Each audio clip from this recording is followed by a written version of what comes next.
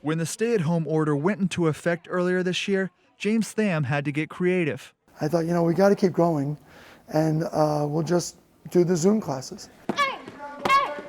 Several months later, under phase 2, Tham was able to open back up his Taekwondo studio, but his business had already taken a pretty significant hit.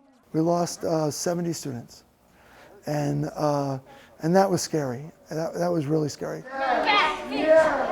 He was one of a handful of small business owners who received a small business recovery grant through the City of Charlotte's Open for Business program.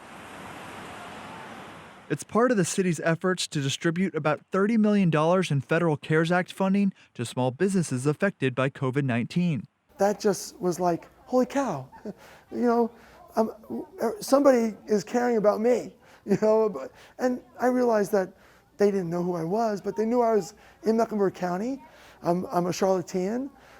They knew I was in need. And I'm also making beef. Another small business grant recipient is Tina Tedla, who owns the Ethiopian Restaurant in Nat. You have your meat option. Prior to receiving the funds, she didn't think these kinds of resources were available to small businesses and feared that she'd have to close her doors permanently. It was almost like when the first PPP came out and all the big businesses got it. So I had this in the back of my mind, I'm not gonna get it. They're not gonna look at small business. We use a lot of tomatoes, onions. The grant funds, coupled with the money she's making off takeout orders, is helping her business stay afloat as the pandemic continues. The nice part of it was for only small businesses, so it got to everybody like me that was, struggling and was going unnoticed. Hey, Mr. Melcher, how you doing? For James Tham, the grant gives him some confidence for the future.